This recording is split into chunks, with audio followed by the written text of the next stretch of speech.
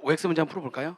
610페이지에 1번에 국세징수법은 모든 국세 징수에 필요한 사항을 규정하는 총칙법이므로 국세기본법 또는 다른 세법에 우선해서 적용한다. 틀렸죠.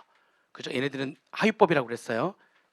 국기법이나 다른 세법에 특별히 정한 게 없어야지만 특별한 규정이 있는 경우를 제외하고 국징법을 따르는 거기 때문에 틀린 문구가 되겠습니다. 이번에 국세징수법에 따라 국세와 강제징수비를 징수함에 있어서 납세자의 재산이 부족한 경우에는 국세, 강제징수비의 순수 아니죠. 징수는 뭐부터 한다고 그랬죠? 강제징수비. 국세 중에서도 가산세를 뺀 국세와 그다음에 가산세 순서고 국세 안에서도 뭐부터 징수한다고요? 목적세. 목적세 징수하고 나중에 보통세. 3번 납세 증명서란 발급 1년제 납부 고제 유예, 압류 매각의 유예, 압류 재산 환가 유예 및 물적 납세 의무가 있는 수탁자의 부가가치세, 종부세 등의 체납액 등을 제외하고는 다른 체납액이 없다는 사실을 증명하는 서류를 말한다. 그러니까 체납액이 있다 할지라도 그 유예 봐주는 것들 그 빼고 그다음에 물적 납세 의무 걔를 빼고 체납액이 없다는 사실을 증명하는 서류를 말하는 겁니다. 맞는 얘기. 4번에 납세자가 국가, 지자체, 정부관리기관과 물품의 납품 계약 또는 공사 계약을 체결할 때 납세증명서를 제출한다. 아니죠. 계약을 체결할 때 납세증명서를 제출하는 것이 아니라 대금을 지급받을 때 납세증명서를 제출한다고 그랬죠.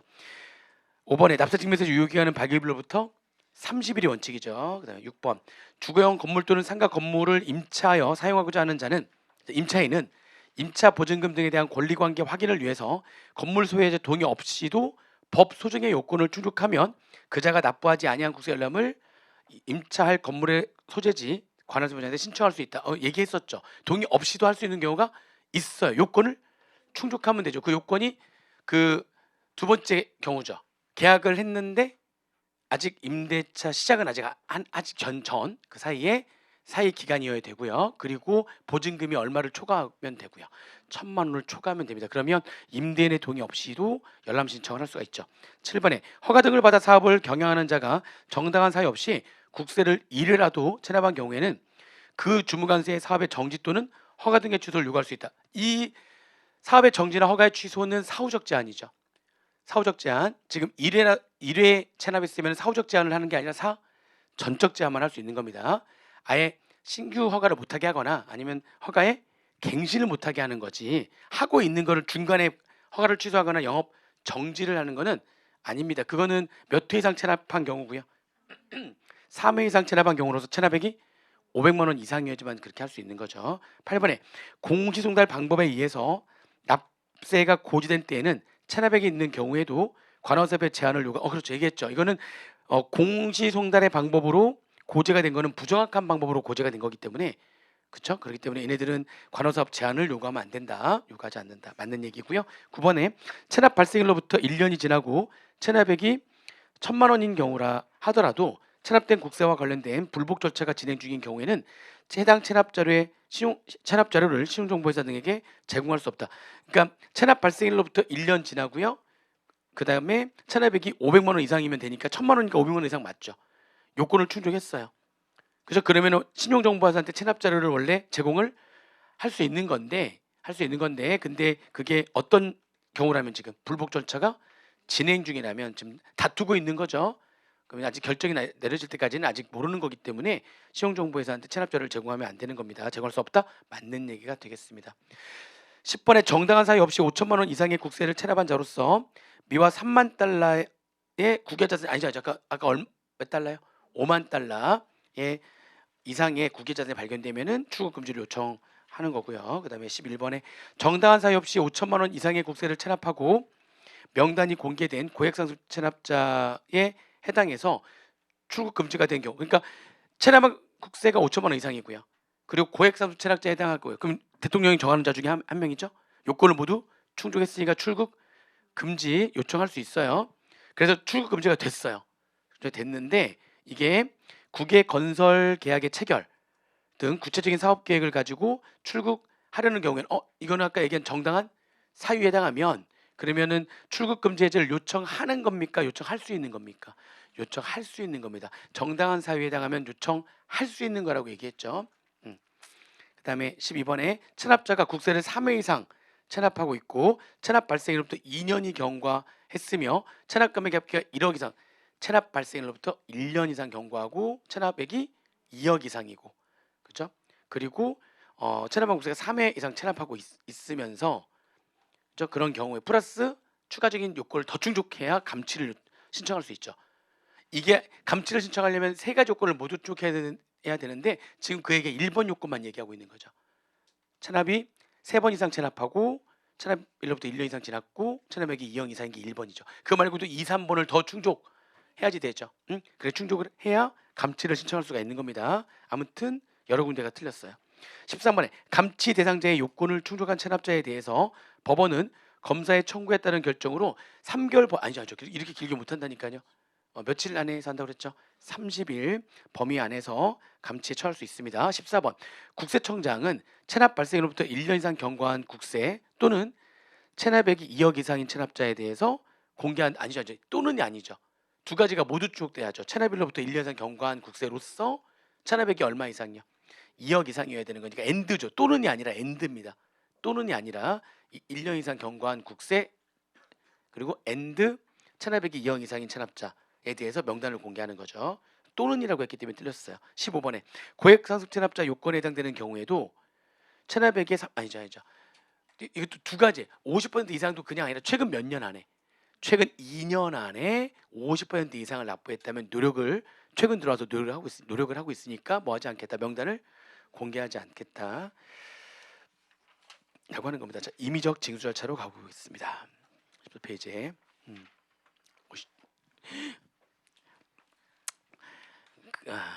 자, 신고납부 임의적 징수 절차에 대한 얘기인데 아까도 잠깐 정리를 했지만 그림으로 그렸지만 이게 여기서 말하는 신고납부가 이제 법정 신고납부 기한이에요.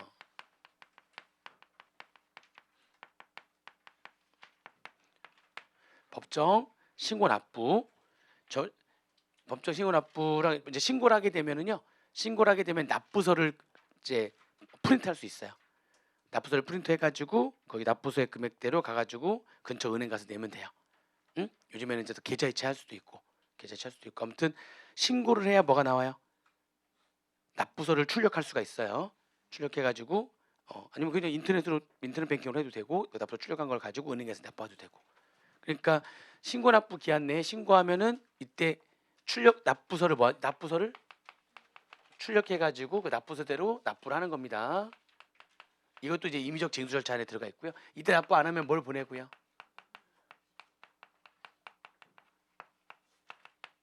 그러니까 안 내면 그다음에 뭘 보내요? 임의적 징수절차 독촉장에 납부기한까지 이게 임의적 징수가 여기까지 이제 언급을 하고 있는 거예요. 여기까지 언급을 하고 있는 건데, 근데 여기 이제 신고하면 납부서를 출력할 수가 있는데 그 납부서에 뭐가 적혀 있냐면 그 납부서에는 그 국세 신고 납부하려는 경우에 그 국세 과세 기간, 세목, 세액 및 납세자의 인적 사항이 납부서에 이렇게 적혀 있는 겁니다. 출력하면 다 적혀 있어요, 거기에. 응? 아시겠죠? 근데 여기에 뭐가 없냐면 잘 보세요. 납부 고지서는 고지가 되면 30일 범위 안에서 뭐가 정해지는 거죠? 그러니까 고지서에는 뭐가 여기 있겠어요? 이걸 우리가 지정 납부기한이라고 했잖아요. 고지서에는 언제나 뭐가 있겠어요? 지정 납부기한. 독촉장도 뭐가 있겠어요? 지정 납부기한이 있어요. 근데 법정 납부기한은 이미 알고 있잖아요. 법인세 12월 말 법인의 경우에 언제? 3월 말인 거 알고 있고요. 부가세 1기 확정식은 언제 하는 거고요. 7월 25일 날 하는 거 알고 있고요. 소득세는 언제 납부하는 거예요? 5월 31일까지 납부하는 거 알고 있죠. 그러니까 이 납부세에는 법정 납부 기한이 안 적히는 거예요. 여기는 뭐가 안 적혀요? 납부 기한이 적혀 있지 않아요. 이건 법에서 이미 다 정해놨기 때문에 별도의 납부세에는 납부 기한이 다 없어요. 근데 납부 고지서랑 도촉장에는 뭐가 무조건 있어야 되고요. 납부 기한이 적혀 있습니다. 납부 고지서나 도촉장은 지정 납부 기한이 적혀 있는데 납부서에는 뭐가 없다고요? 납부 기한이 안 적혀 있어요. 다시 한번 봐볼까요? 뭐가 적혀 있다고요? 국세에 과세 기간, 세목, 세액 및 납세자의 인적 사항이 적혀 있습니다. 뭐가 안 적혀 있다고요? 납부 기한이 안 적혀 있어요. 근데 그 밑에 납부 고지서는 뭐가 적혀 있어요? 필요 계상이 과세 기간, 세목, 세액 그리고 산출 근거, 납부 기한, 납부 장소 적혀 있죠. 독촉장도 볼까요? 오른쪽에 독촉장의 경우에 독촉장은 따로 뭐 안 적혀 있구나. 그 위에 독촉장 그 위에 보충적 납세의무자에 대한 납부 고지도 보니까 뭐가 적혀있어요? 과세 기간, 세목, 세액, 산출근거, 납부 기한, 납부 장소와 추가적으로 3개가 더 적혀있죠. 아무튼 다 뭐가 적혀있는데요. 보니까 납부 기한이 적혀있는데 납부서에는 뭐가 없다고요? 납부 기한이 적혀지지 않습니다. 이게 시험 문제에서 나오면 못 찾아낼 거예요. 제가 이거 얘기 안 해주면. 납부서에는 뭐가 적혀야 된다. 거기에 뭐가 싹 들어가 있는 거죠? 납부 기한이 기재된다 해가지고 틀린 문구로 그게 납부서에 적어서 납부해야 된다 해가지고 틀린 문구로 나올 수가 있습니다. 법에서 이미 다 정해놨기 때문에 별도의 납부 기한을 적는 게 아닙니다. 납부서에는. 아시겠어요?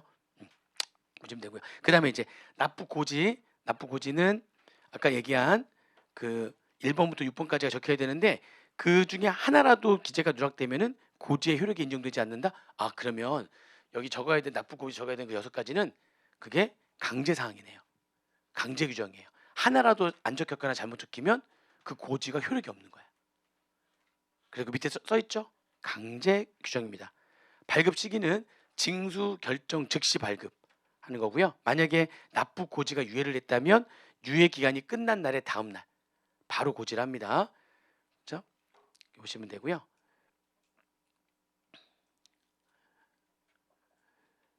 근데 납부 고지를 하지 않는 국세가 있는 가산세도 국세잖아요. 가산세 국세인데 이게 납부 고지로서 징수를 해야 되는 건데 납부를 안 했어요. 납부 안 하지 납부고지서 나오잖아요. 그럼 납부지연 가산세, 납부지연 가산세는 이날의 다음 날부터 고지하는 날까지 일수 곱하기 미납세 곱하기 일수 곱하기 10만 분의 22. 그리고 이때까지 안 나면 미납세액의 3%. 여기까지는 바로 되는데 문제는 뭐냐면 문제는 이 뒤에도 계속 안 내면 계속 하루하루마다 계속 납부 지연 가산세가 계속 붙는 거고, 그죠? 걔네들은 그때그때마다 계속 확정되는 거죠. 그때그때마다 그날 하루하루마다 확정되는 거예요. 얘는. 그러니까 얘는 그때그때마다 납부 고지를 보낼 수가 없는 거예요. 얘는 우리가 지금 납부 지연 가산세 뭐에 해당되는 거죠? C라고 했죠. 납부 지연 가산세 A, 납부 지연 가산세 B, 납부 지연 가산세 C. 그 C는 그때그때마다 확정되는 거예요. 그날 하루하루마다 지금 확정이 되고 있거든요. 근데 그 하루하루마다 확정됐다고 해서 그날마다 납부 고지가 매일매일마다 날라와요? 그렇지 않다는 거죠. 그러니까 발급 제외, 납부 고지를 보낼 수가 없어요. 얘네들 이거에 대해서는 뭐를 할 수가 없는 거죠? 납부 고지서를 보낼 수가 없는 거예요. 납부 고지서 발급이 제외된다. 납부 고지서를 발급하지 않는다. 얘네 이 납부 지연 가산세 C에 해당되는 것들은 납부 고지서를 발급하지 않는다. 그렇게 매일매일마다 어떻게 보내요? 그 납부 기한은 어떻게 한다고요? 납부 기한은 납부 고지한 날부터 며칠 내 범위 내에서 정한다. 고지한 날부터 30일 내 범위 안에서 정한다. 납부 고지의 효력. 잘 보세요. 자, 이때 납부 고지가 된다는 거는 이때 뭘 안 했다는 거죠? 납부를 안 한 거죠. 그럼 케이스가 두 가지가 있죠. 첫 번째는 뭐를 했는데 납부 안 한 경우, 신고는 했는데 납부하지 않은 경우, 또는 두 번째는 뭐도 안 하고 뭐도 안 한 경우, 신고도 안 하고 납부도 안 한 경우. 아무튼 납부를 안 했으니까 납부 고지가 날라올 거 아닙니까? 그렇죠? 근데 이 납부 고지서는 어떤 효력이 있느냐? 어떤 효력이 만약에 신고도 안 하고 납부도 안 했잖아요. 그러면 고지로서 뭐가 돼 버리는 거죠? 고지로서 확정이 되는 거죠. 확정되는 거죠. 우리가 확정된다는 걸 다른 말로 뭐라고 하죠? 그러니까 확정되는 거를 국가가 확정할 수 있는 권리, 국세 부가권. 그렇죠. 부가권. 그러니까 확정이 되는 거는 이 고지서로서 확정된다. 이 고지서로서 국세가 부과된다. 이 고지서는 이 납부 고지서는 부과를 하기 위한 고지인 거예요. 부가 고지라고도 합니다. 부가권을 행사. 이 고지서로서 부과가 되거든요. 즉 확정이 되거든요. 그럼 우리가 무슨 고지라고 한다? 부가 고지. 자, 그런데 신고는 했는데 납부를 안 했어. 자, 신고를 했는데 납부를 안 했으면 뭐가 된 거죠 이때? 확정이 되는 거죠. 국가가 국세를 확정할 수 있는 권리가 부가권이에요. 징수권은요. 확정됐는데 그 확정됐으면 내야죠. 확정된 거를 납세의무자가 제대로 냈다면 국가가 거둘 수 있는 권리가 없겠지. 근데 확정됐는데 납부하지 않았다면 국가가 걔를 거둘 수 있는 권리가 생기겠죠. 그럼 국세 징수권이라고 하겠죠. 자 그러면 여기 보세요. 얘는 지금 뭐가 이미 돼버렸죠. 이미 확정이 됐기 때문에 국가가 이제 확정할 수 있는 권리는 없어요. 국가가 부가권을 행사할 수는 없는 거죠. 근데 뭘 안 했죠, 얘가? 납부를 하지 않았기 때문에 국가가 뭐 할 수 있는 거죠, 이제? 징수할 수 있는 겁니다. 그럼 이때 납부고지서는 뭐를 행사하기 위한 고지서예요? 징수권을 행사하기 위한 고지서가 됩니다. 이거는 징수고지가 됩니다. 1번은 징수고지. 무슨 권을 행사하기 위한 고지서니까? 징수권을 행사하기 위한 고지서니까 징수고지. 두 번째는 납부고지서로서 확정이 되는 거니까 무슨 권을 행사하기 위한 고지서예요? 부가권을 행사하기 위한 고지서죠. 그래서 부가고지 이렇게 표현하는 겁니다. 아시겠어요? 납부고지의 효력. 미확정 국세에 대해서 납부무 확정률이 생긴다. 무슨 고지? 고지서로서 확정된대요. 그러니까 미확정 국세, 뭘 안 했던 국세인 거죠? 신고도 안 하고 납부도 안 한 겁니다. 그래서 고지서를 보내면은 무슨 효력이 생기는 거죠? 확정이 되는 효력을 갖는 거니까 무슨 고지 이거는? 부가고지. 이해되시죠? 그리고 두 번째, 확정된 국세에 대해서 고지서를 보내면은 무슨 고지? 징수고지. 그러면은 징수고지는 국가가 징수권을 행사했다는 거죠? 국가가 징수권을 행사하게 되면 국세 징수권의 소멸시효가 중단되는 거 들어보셨나요? 소멸시효가 중단됩니다. 징수권을 행사하게 되면 소멸시효가 중단된다는 거랑 소멸시효가 정지되는 거랑 차이가 뭐예요? 소멸시효는 몇 년이에요, 일반적으로? 5년. 소멸시효는 5년 동안 징수권을 행사하지 않으면 그러면은 납세물은 소멸되는 거죠. 국세 징수권 소멸시효의 만료로 소멸시효가 완성돼 가지고 소멸시효가 완성돼 버리면은 안 걷겠다는 거니까 그러면은 징수권을 5년 동안 행사하지 않으면 납세물가 소멸되는 거죠. 근데 중간에 어떤 일이 발생을 했어요. 근데 이게 정지가 되는 거래. 2년 지났어. 근데 어떤 일이 발생했는데 이게 정지 사유래. 그래서 정지 사유가 해가지고 이게 3개월 지났어. 그러면 그 뒤에 정지 사유는 소멸시효가 잠깐 멈추는 거예요. 2년 지난 다음에 3개월 동안 멈춰 있다가 그 다음에 남은 몇 년이 또 지나면 3년이 지나면 소멸시효가 완성되는 거예요. 이건 중간에 이거 3개월 정지라고 하죠. 자, 근데 2년 지났어. 2년 지났는데 어떤 일이 발생하면 중단돼요. 그게 뭐냐면 징수권을 행사하면 중단돼요. 납부고지, 징수고지하거나 또는 독촉장을 보내거나. 그 징수권을 행사했죠. 그러면 징수권을 행사했으면 이 얘네들의 납부기한까지 기다려주죠. 납부고지서 납부기한, 독촉 납부기한까지 기다려줬다가 그때까지 안 냈어? 그러면 다시 또 그다음 납부고지서에 납부기한까지 안 내면 그 다음 징수권인 독촉장 또 보내야 될 거 아니에요? 근데 걔는 또 몇 년 안에 중단됐다면 새롭게 또 5년 안에 그 다음 징수권을 행사하면 됩니다. 중단되면은 다시 새롭게 몇 년이 지나야 되는 거예요. 5년이 지나야지만 소멸시효가 완성되는 거고요. 정지는 딱 정지 사유가 발생한 그 기간 동안에만 잠깐 멈춰 있는 거예요. 그걸 정지라고 하죠. 자, 이거는 징수고지는 징수권을 행사한 거잖아요. 확정된 국세에 대한, 그죠? 확정 국세에 대해서 고지서를 보내면 그러면 징수권 행사한 거니까 국세 징수권의 소멸시효가 중단되는 거예요. 그렇죠. 그럼 납부기한 지난 다음 이때까지 안 내면 이때부터 새롭게 또 몇 년 안에 그 다음 징수권 행사하면 되는 거죠. 이제 새롭게 또 5년 안에 그 다음 징수권 행사하면 되는 겁니다. 적극적으로 징수권 행사했기 때문에 얘는 중단 사유가 된다. 아시겠죠? 자, 그 다음에 내가 세금을 내는 체납액은 체납한 국세 거기에 뭐가 포함된? 가산세가 포함된 체납한 국세와 뭐까지 포함하는 거죠? 체납액은? 나중에 계속 안 내면 뭐하니까 나중에 압류하면서 뭐가 발생하니까 또 비용 강제징수비. 그러니까 지금 체납액은 체납한 국세와 강제징수비예요. 그 두 개를 합해서 체납액이라고 하는데 얘가 체납한 국세만 낸 거야. 그러면 국가에서 뭐는 걷어야죠 또?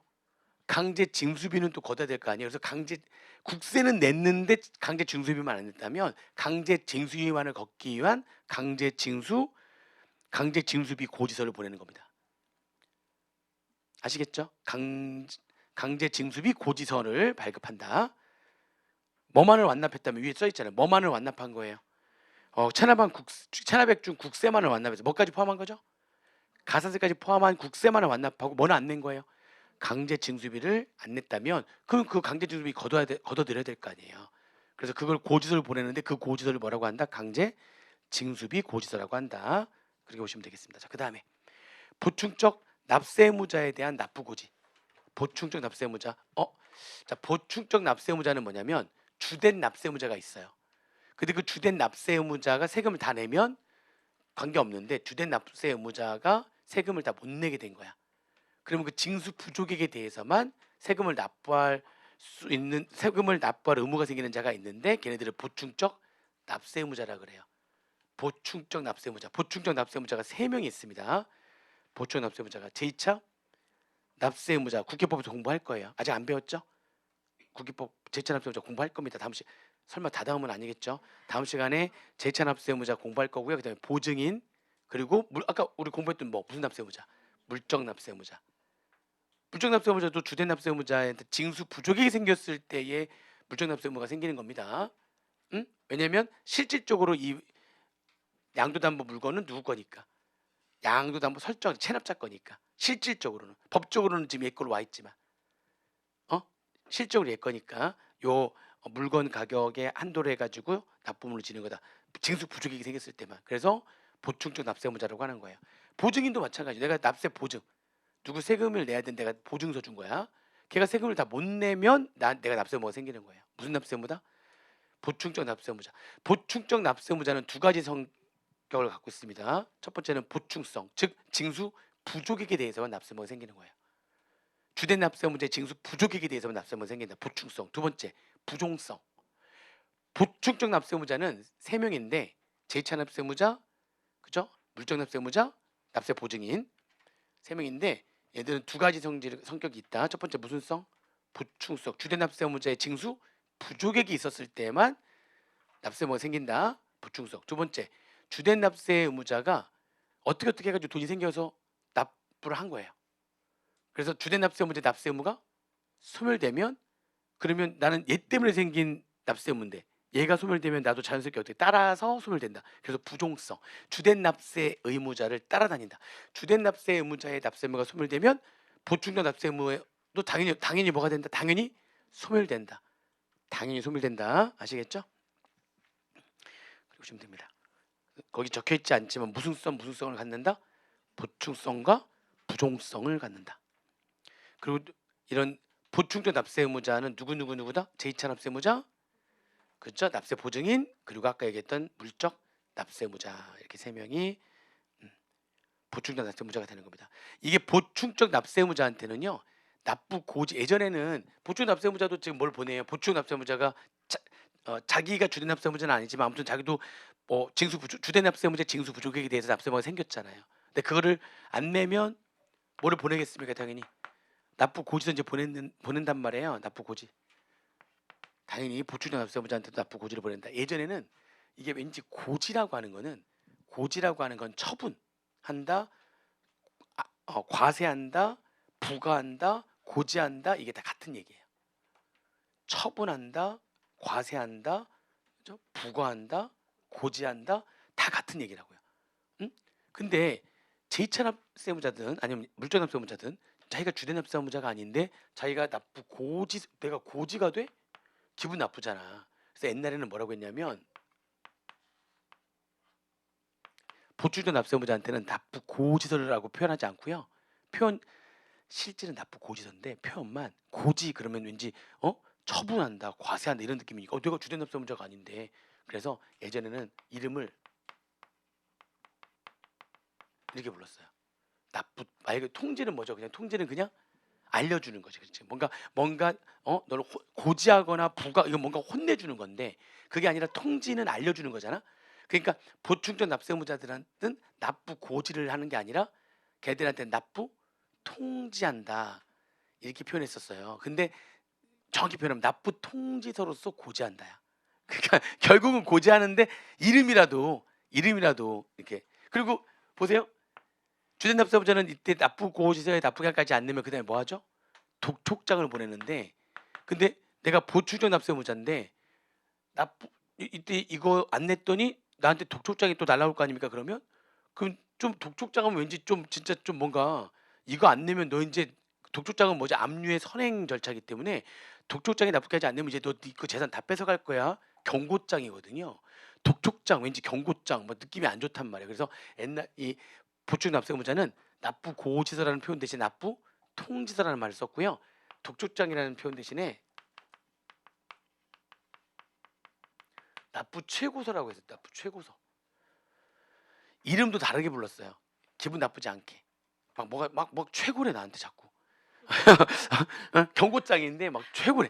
뭔가 느낌이 최고라고 하는 게 결국엔 독촉이라는 표현인데, 근데 표현이 왠지 독촉장 그러면 막 뭔가 이렇게 막 경고장 같고 막 좀만 잘못하면 레드카드 나올 것 같고 막 이런 건데, 그게 아니라 이거는 완전 뭔가 뭐 그냥 좀 알려주는, 심하게 알려주는 거예요.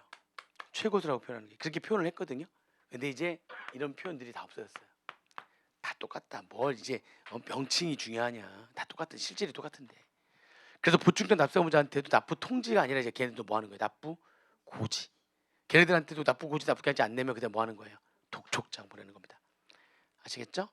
이런 표현들이 없어졌어요. 다 없어졌다 이렇게 보시면 됩니다. 근데 보충전 납세의무자는 자기네들이 주된 납세의무자가 아니니까 징수하려는 체납액은 엄밀하게 얘기하면 누구의 체납액인 거예요? 본래 납세의무자가 있다는 거잖아요. 그러니까 본래 납세의무자의 그 체납액에 대한 6가지 정보 당연히 기재가 되고요. 과세기간, 세목, 세액, 산출 근거, 납부기한, 납부 장소 해가지고 들어가고, 추가로 보충적 납세의무자는 그 다음에 그 중에서 보충적 납세의무자가 내야 될 세금은 얼마냐, 금액, 그 산출 근거, 그리고 그 밖에 필요한 사항을 또 추가로 적게 되어 있는 겁니다. 내가 주된 납세의무자가 아니기 때문에 주된 납세의무자에 대한 6가지와 보충적 납세의무자에 대한 3가지를 추가로 더 적는 겁니다. 그럼 이거는 언제 고지하느냐? 징수결정 즉시 또는 납부고지를 유예했다면 유예 기한이 끝난 날의 다음날 납부고지가 되는 겁니다. 똑같아요. 그냥 일반적인 예랑 똑같아요. 납부기한도 고지한 날로부터 며칠 내에 범위 안에서 정하는 거예요. 30일에 범위 안에서 정하는 겁니다. 정하는 거예요. 자, 그 다음에 이제 독촉. 그럼 납부고지세 납부기한까지 납부하지 않으면 그 다음에 뭐가 날라와요? 독촉장이 날라온단 말이죠. 독촉장은 원래 원칙은 이 납부고지의 지정납부기한이 지난 후 며칠 내에, 원칙은 10일 내에 독촉장이 날라오게 되어 있고요. 그럼 독촉장이 날라오면 이 독촉을 하는 날부터 이 독촉장의 납부기한은 며칠 범위 안에서 정해져야 되냐면, 아까 납부고지 납부기한은 며칠 범위 내였는데요. 30일 범위 내에, 얘는 20일 범위 내. 이거 지정납부기한 지난 후 며칠 내 독촉장 보내야 되고요. 10일 내에 독촉장 보내야 되고요. 그때 독촉의 납부기한은 독촉을 한 날로부터 20일 내에 정해져야 된다는 겁니다. 그렇게 하시면 되고 정리하시면 되고요. 근데 다음의 경우에는 효력은 당연히, 효력은 이것도 뭐니까 독촉장도 징수권 행사한 거기 때문에 국세 징수권의 소요시효가 중단되고요. 중단됩니다. 이때까지 기다렸다가 이때부터까지 안 내면은 이 뒤에 징수 절차가 뭐예요? 이제 압류는 또 몇 년 안에 하면 되는 거예요. 또 새롭게 5년 안에 압류하면 되는 겁니다. 5년 안에 압류하면 된다 그런 얘기입니다. 징수 중단되기 때문에. 그리고 독촉장은 압류의 무슨 절차다? 압류의 선행 절차다. 압류하기 전에 꼭 독촉장을 보내서 경고장을 날리고 독촉장이 납부기한도 안 내면 그럼 이제 압류가 들어가는 겁니다. 자, 그런데 분명히 납부고지서에 납부기한이 납부하지 않으면은 뭐가 날라와야 되는데요. 지금 독촉장이 지금 날라와야 되는데 독촉장 발급이 제외되는 경우가 있어요. 거기 1, 2, 3번. 1, 2, 3번. 자, 3번부터 볼게요. 3번. 무슨 납세 의무라면? 물적 납세 의무. 3번. 1번. 이게 다 중요한 얘기인데. 그러면은 요 얘기부터 한번 잠깐 해볼게요. 물적 그 납세 의무는 아까 제가 문제에서 여기가 이제 이렇게 갑이라고 하는 자가 양도 담보권자, A라는 자가 양도 담보 설정권자. 얘가 이걸 설정한 이유는 얘한테 빌린 거죠. 그러니까 돈을 빌려가지고 얘가 이거를 지금 자기가 갖고 있던 토지를 소유권 이전의 형식으로 지금 양도 담보를 한 거죠. 그러니까 소유권 이전 형식으로 해가지고 양도 담보가 토지가 지금 얘한테 이렇게 와 있는 거죠. 이렇게 와 있는 겁니다. 근데 이 토지에 대해서 얘가 지금 만약에 이제 체납을 했으니까는 지금 세무서에서 얘한테 지금 압류하러 들어간 거죠. 압류 들어갔는데 지금 재산이 있어요, 없어요? 없네요. 없어요. 그러면 실질이 이 토지는 누구 거니까? 얘 거니 A 거니까 그거에 대해서 압류를 하려고 했더니 법적으로 얘 걸로 돼서 압류가 안 되니 이 토지 가격을 한도로 해가지고 납부할 의무를 지게 납부 고지서를 보낼게. 물적 납세 양도담보권자의 물적 납세 의무에 대한 납부 고지서를 얘가 애들에게 보내는데 이걸 보내려면 얘가 양도담보권자보다 우위에 있어야 되는 거죠. 우위에 있어야 되는 거죠. 그러니까 이거를 물적 납세 의무를 부여해가지고 납부 고지서를 보내려면 납부를 보내려면은 그러면 얘한테 얘가 체납한 그 국세의 법정 기일이 얘하고 맺은 양도 담보 설정 계약 일보다 뭐가 더 앞서야 돼요. 법정 기일이 더 앞서야지만 얘가 우선권이 있어가지고 이거에 대해서 세금을 더 걷어갈 수 있는 권리가 생기는 거예요.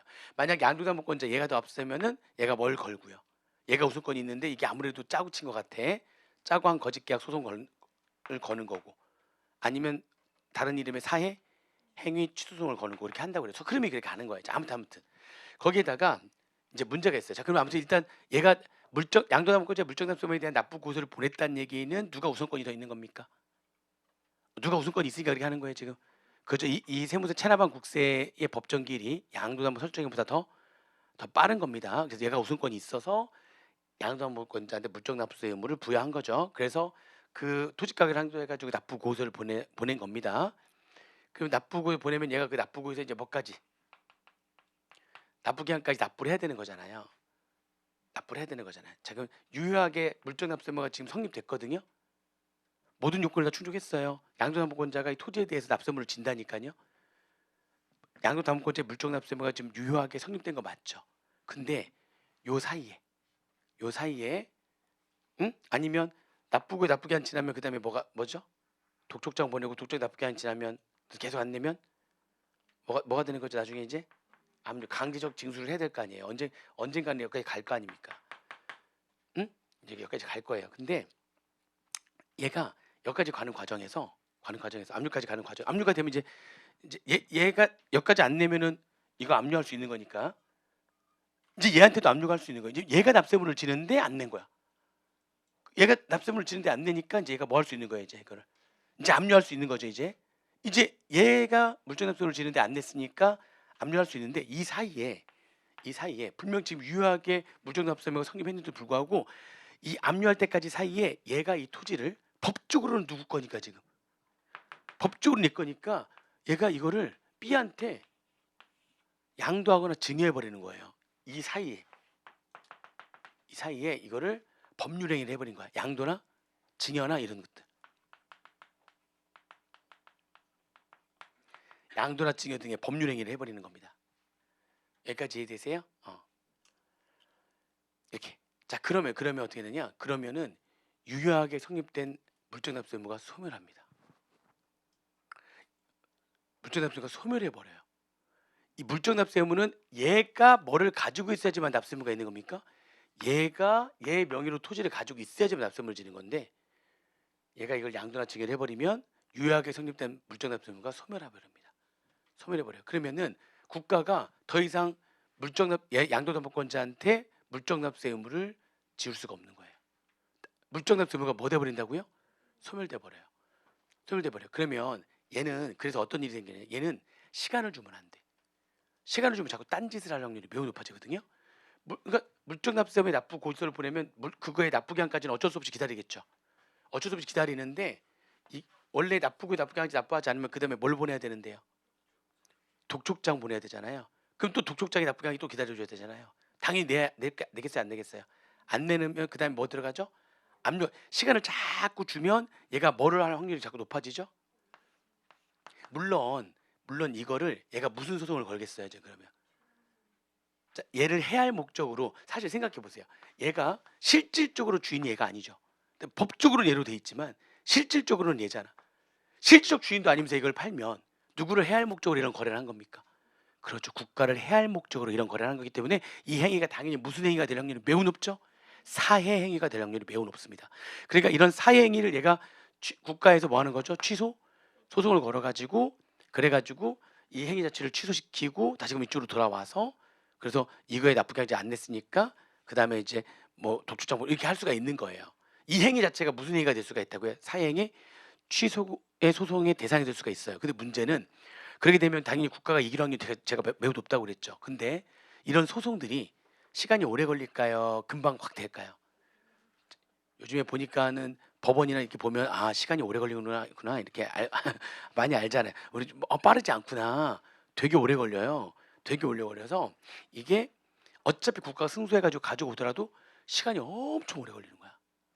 엄청 오래 걸리는 거야. 그러니까 국가에서 이러는 거야. 야, 안 되겠다. 얘한테 시간을 주지 말자. 자꾸 딴짓을 할 생각을 하잖아.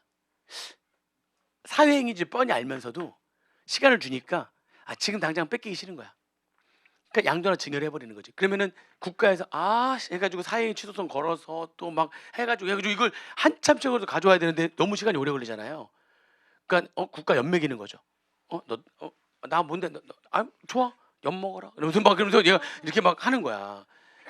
그러니까 얘한테는 기한의 이익을 박탈, 시간을 주면 안 돼. 그걸 뭐라고 하냐면 기한의 이익을 박탈한다. 세법에서 기한의 이익을 박탈하는 경우가 몇 가지가 있는데 그게 무슨 말이냐? 야 물적 납세 의무에 나쁘고 나쁘게 하게 납부하지 않으면 시간을 더 주지 않는 거야. 독촉 절차 없이 바로 압류에 들어가게 해버리는 거야. 뭐 없이 독촉 절차 없이. 원래 독촉 절차 없이 압류에 들어가면 안 돼요. 왜냐면 독촉 절차는 아까도 얘기했지만 뭐의 선행적 행위니까. 그렇죠. 압류의 선행행위이기 때문에 독촉이 있어야 독촉 절차를 거쳐야 압류할 수 있는 게 원래 원칙이란 말이에요. 그런데 몇 가지는 시간을 주면 딴짓을 확률이 높아서 시간을 주지 않고 바로 그냥 빨리 압류를 하려고 독촉 절차 없이 바로 압류에 들어가는 경우가 있는데 이거를 기한에 그걸 시간을 주면은 제가 이익을 더 얻을 수가 있잖아요. 기한의 이익을 박탈한다 이렇게 표현하는 겁니다. 기한의 이익을 박탈한다라고 표현하는 거예요. 그래서 양도담보권자 물적납세의무는 시간을 더 주면 더 줄수록 딴짓할 확률이 높아지기 때문에 그럼 나중에 더 복잡한 일이 생길 수가 있기 때문에 시간을 주지 않으려고 뭐 한다고요? 기한의 이익을 박탈해서 기한을 이게 박탈한다는 건 뭐 절차 없이 독촉 절차 없이 바로 뭐가 들어가게 한다는 겁니까?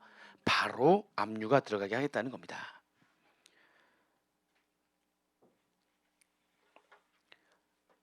왜냐하면 얘가 아무리 고지가 됐다 할지라도 얘가 이런 법률 행위를 해버리게 되면 양도담보권자의 법적 소유권이 아니잖아요. 이제 법적 소유권이 없어져 버리잖아요. 양도담보권자가 이거에 대해서 법적 소유권을 가지고 있어야 물적납세 의무가 계속 유지가 되는 건데 이미 유효하게 성립된 물적납세 의무를 할지라도 얘가 양도나 증여를 해버리게 되면 유효하게 성립된 물적납세 의무는 뭐 돼버린다고요? 소멸한다. 소멸한다. 그러면 국가에서 무슨 소송을 걸어야 된다 이제? 사행이 취소 소송을 걸어가지고 이기겠지만 시간도 오래 걸리고 그렇죠? 에너지도 많이 쏟아야 되고 막 그런다.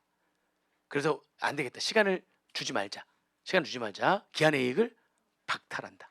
기한을 박탈한다. 이렇게 정리하시면 되겠습니다. 그건 이제 납부 기한 전 징수라고 하는 게 있는데 이것도 마찬가지예요. 기한의 이익을 박탈하는 거라서 납부 기한 전 징수라는 게 자, 일단 어떤 국세가 일단 확정은 됐어요. 확정은 됐어요. 이제 확정됐으니까 이때 예를 들면 신고를 했어요. 근데 납부를 안 했어요. 확정된 거죠. 또는 신고 납부 안 했어요. 그럼 뭐로서 확정이 되는 거예요? 납부 고지로서 확정이 되고요. 아무튼 이때 확정이 됐고 이때 납부 고지가 됐고 일반적인 납부 고지서가 이렇게 날라왔어요. 납부 고지서는 뭐가 있다? 납부 고지서에 자, 그러니까 이제 이거 납부 고지가 됐으니까 이제 이때 기다려 주는 거죠. 근데 이때 안 내면 당연히 또 뭐 하고요? 독촉장 보내고 또 납부까지 기다렸다가 안 내면 이제 그 다음에 뭐 하는 거죠? 이제 압류에 들어가는데 이제 확정된 거예요. 확정된 국세고 납부 고지가 돼서 납부까지 기다려주고 있는 중인데 이 사이에 뭔 일이 난 거예요. 그 뭔 일이 났느냐 보니까 법인이 해산했거나 제일 간단한 건 뭐냐면 나는 지금 세무서에서 납부 고지를 보냈을 거 아니에요. 그죠? 나는 뭐냐면 지금 소득세 관할하는 세무서예요. 소득세는 어디서 관할해요? 주소지에서 관할하죠. 자, 이 사람의 주소지는 부천이야. 사업장은 종로 3가에 있어. 나네. 근데 아무튼 주소지는 부천이야. 사업장은 어디 있어요? 종로 3가에 있는 거야. 그러면 부가가치세는 어디서 내야 돼? 물론 지금 저는 여기 면세사업자이긴 하지만 아무튼 과세사업장이 여기 있어. 뭐 예를 들면 여기서 음식점을 하고 있는 거야 내가. 여기서 호프집을 하고 있어. 그러면 부가가치세는 어디서 내야 되는 거고요? 종로세무서에서. 소득세 여기 돈 번 거 소득세는 어디서 내야 되고요? 부천세무서에서. 지금 부천세무서에서 소득세에 대한 납부 고지서를 보냈거든요. 여기 납부를 보내서 여기 기다려주고 있는데 이 사이에 종로세무서에서 요때 뭐가 됐느냐? 1번 국세, 지방세 또는 공과금의 체납으로 강제징수 또는 뭐가 시작된 거예요? 제가 아까 강제징수 다른 말로 뭐라고 한다고 그랬죠? 체납, 처분. 여기 나오네. 용어가 나오기는 해요. 강제징수 또는 체납, 처분. 그러니까 여기 걔네들이 여기 뭐 들어간 거죠? 지금 종로세무 나는 무슨 세무서인데 지금 납부구조 보낸 데는 어디서 납부구조를 보냈어요? 지금 부천세무서에서 보냈는데 사업장이 종로에 있어가지고요. 종로세무서에서 이때 여기 뭐 들어갔냐면 내가 뭐를 안 내가지고 지금 쭉 그 전에 부가세를 안 내가지고 여기 압류에 들어간 거야. 압류에 들어가 버린 거야. 종로세무서에서. 무슨 말인지 이해되세요? 자, 그러면 여러분들은 얘 입장에서 생각하는 거죠. 얘 입장에서. 자, 여러분들 부천세무서 세무공무원이야. 그러면 여기 딱 압류 들어갔잖아요. 압류 들어가면 이제 얘 가지고 있는 재산 다 어떻게 되겠어요? 다 이제 딱 보니까는 거의 대부분 빡기게 생겼어. 압류 되게 생겼어. 그러면 걔가 또 뭐 하죠? 이제 매각하겠죠. 매각하고 청산 다 하겠죠. 자, 근데 그 결제가 들어간 거야. 자, 근데 나는 이제 부천세무서에서는 나쁘게 했는데 당연히 내요 못 내요. 못 내도 지금 다른 거에서 압류 들어갔는데 낼 수 있어 없어? 없지. 그러면 당연히 안 낼 거니까 난 그 다음 절차 뭐 독촉장 보내면 도장이 또 납부 기한. 자, 지금 내가 이거 세금 못 거둘 거 알아요 몰라요 지금? 이거 지금 못 거둘 확률이 지금 99% 됐는데도 계속 절차대로 진행을 하고 있어요. 자, 이제 나 뭐 들어가야 돼? 이제 당연히 못 냈겠죠.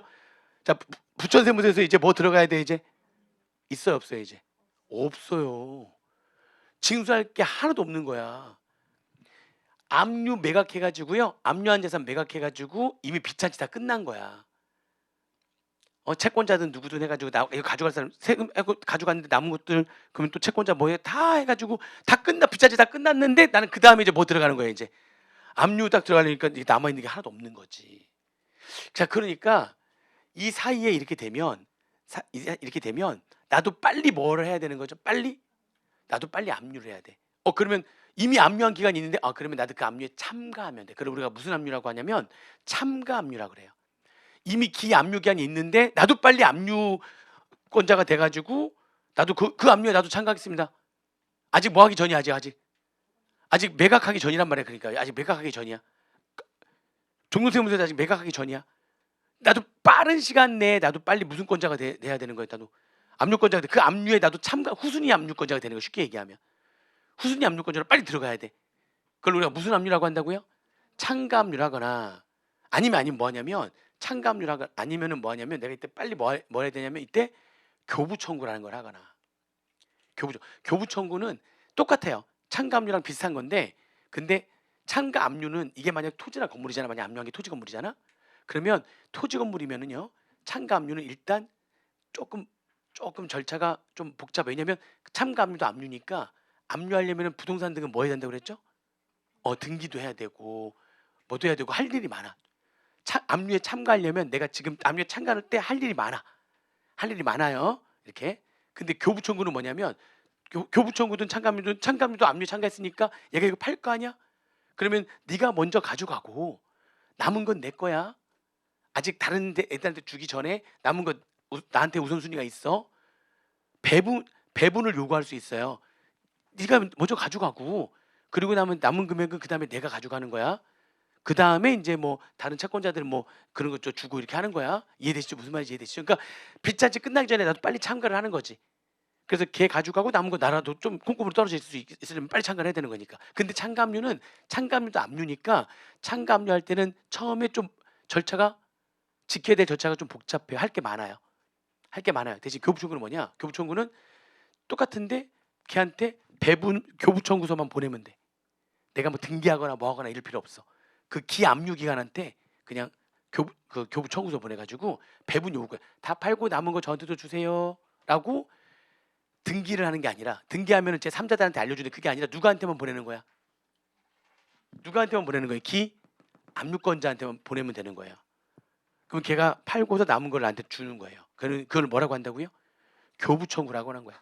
똑같이 뭐 압류나 비슷하긴 하지만 얘는 절차가 복잡하진 않아요. 그럼 당연히 여러분들 뭐 하겠어요? 교부 청구할 거야? 참가 압류할 거야?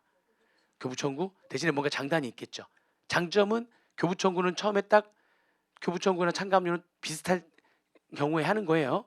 둘 중에 선택을 하는데 교부 청구나 참가 압류는 비슷한 때 하는데 근데 교부 청구는 초반에는 좋죠. 절차가 복잡하지 않으니까. 근데 나중에 문제가 돼. 나중에 기압류가 빨리 압류했으니까 뭐 해야 되지 이제 그 다음에? 매각을 해야 될 거야. 그래야지 나도 또 매각을 해서 지 가져가고 나한테 줄 거 아니에요. 근데 매각을 안 해 얘가. 압류인데 매각을 안 해. 그러면 교부 청구는 매각 안 하잖아요. 아무 말도 못 해. 아무 말도 못 해요. 그냥 계속 매각할 때까지 계속 기다려야 돼. 깝깝해. 기다려야 돼. 근데 참가 압류는 나도 무슨 권자니까. 그렇죠. 나도 후순위 압류권자이기 때문에 이건 등기까지 돼 있는 후순위 압류권자이기 때문에 너 매각 왜 안 해? 빨리 매각해 라고 독촉할 수가 있어요. 그리고 아까 독촉을 좀 순화해가지고 뭐라고 표현한다고 그랬죠? 매각을 최고할 수 있어요. 빨리 해라 빨리 팔아라 라고 막 이렇게 독촉할 수가 있어요. 매각을 최고할 수가 있다. 그러면은 나중에는 뭐가 초반에는 좀 힘든 일이 짜증나는 일이 있지만 나중에는 뭐가 더 좋아요? 뭐가 좋아요? 그러니까 참가 압류가 훨씬 좋아요. 나중에는. 근데 그건 내가 판단하는 거야. 교부 청구를 하는 게 나을지 참가 압류를 할지 나을지. 자, 아무튼 잘 보세요. 그러면 이게 여기 이게 됐잖아요. 그러면은 얘가 요때 이제 이렇게 되면은 그렇게 참가 압류를 할 거냐 교부 청구를 할 거냐 둘 중에 하나를 지금 해야 될 거 아니에요? 그럼 이제 할 건데 여기에 이때 기본적으로 뭘 하게 되면 하냐면 빨리 압류를 해야 될 거 아니야. 안 그러면 지금 부전세무서는 그 다음에 당연히 안 낼 거니까 뭘 보내야 되고 독촉장, 압류 이때 이미 다 게임 끝났다니까. 그래서 이 시기를 쫙 당기는 거예요. 이 시기를 쫙 당기기 위해서 뭐 하느냐? 이때 나쁘게 한 전 징수라고 해서요. 나쁘게 한 전 징수 고지서를 새롭게 보내는 거야. 나쁘게 한 전 징수 고지서를 새롭게 보내는 거예요. 나쁘게 한 전 징수 고지서. 그래서 이거에 대한 나쁘게 한을 본래 나쁘게 한보다 확 당겨 버리는 거야. 확 당겨. 거의 그날로 해도 돼. 그날로 해도 돼. 그냥 바로. 나쁘게 한을 이 나쁘게 한 전 징수 고지서의 나쁘게 한을 본래 나쁘게 한에서 확 당겨 버려요. 확 당겨요. 자, 그러면 이때 납부를 기대할 수 있나? 이거 어차피 안 돼요. 어차피 압류해서 나쁘게. 근데 이 납부 기한 전 징수 고지서 납부 기한까지 당연히 납부가 안 될 거 아니에요. 납부가 안 되죠? 그러면은 얘도 아까 얘기한 기한이익을 박탈하고 그렇죠. 바로 뭐 할 수 있어요? 바로 그렇죠. 압류 독촉 절차 없이 바로 압류에 들어갈 수가 있어요. 기한이익을 박탈하기 위해서. 그래서 지금 그 얘기를 하는 겁니다. 독촉 절차 원래 압류 전에 뭘 해야 되는데 원래 독촉장을 보내야 되는데 독촉장 보내지 않는 경우가 세 가지가 있대요. 독촉장을 보내지 않는 경우가 세 가지가 있는데 그게 1번 뭐죠? 납부기한 전에 징수하는 경우. 납부기한 전에 징수하는 경우. 그럼 당연히 납부기한 전에 징수하면은 좀 이제 아이고 밥 먹고 와서 볼 건데 납부기한 전에 징수하게 되면 본래 납부기한보다 납부기한은 어떻게 됩니까? 납부기한을 확 땡겨 버려요. 이것도 못 기다려주는 거야. 이것도 못 기다려주는 거니까 확 땡겨요. 땡기는데 이때까지 납부해 못해? 못하지. 당연히 못하지. 지금 이건 납부를 기대해가지고 납부기한을 땡기는 게 아니에요. 빨리 뭐 들어가려고 땡기는 거예요. 그렇죠. 압류에 들어가. 얘네들은 뭐 없이 바로 압류에 들어갑니까? 그 독촉 절차 없이 바로 압류에 들어갑니다. 압류하는데 이미 기압류 기한이 압류하고 있잖아. 그러니까 나는 이때 내가 압류를 할 상태가 돼야 참가 압류를 할 수가 있거든요. 빨리 그 기압류 기간에 내가 참가 압류를 할 수가 있는 거죠. 나도 이때 그래서 참가 압류하려고 하는 겁니다. 이 납부를 기대해가지고 납부기한을 땡기는 게 아니에요. 기한의 이익을 박탈해서 나도 빠르게 무슨 권자가 되려고 하는 겁니까? 그렇죠. 이 비찬지 끝나기 전에 나도 빨리 압류에 참가해가지고 떨어지는 콩고물이라도 먹기 위해서 기한의 이익을 박탈하기 위해서 납부기한 전 징수라는 게 생긴 거예요. 납부기한 전 징수 고지세 납부기한가 땡기고 이때까지 당연히 뭘 못해요. 납부를 못한단 말이에요. 그럼 뭐 없이 바로 압류한다고요? 독촉 절차 없이 압류한다. 그래서 1번, 3번은 양도담보권자 물적납세 의무. 1번, 3번 그죠? 1번하고 3번 전부 다 뭐를 박탈하는 겁니까? 기한에 이익을 박탈하는 겁니다. 그래서 그 1번하고 3번은 독촉장을 보낼 수가 없어요. 독촉장을 보낼 수가 없습니다. 바로 뭐에 들어가요? 압류에 들어갑니다. 그 독촉장 보내지 않는 거 2번은 뭡니까? 체납액 자체가 너무 금액이 작은 거야.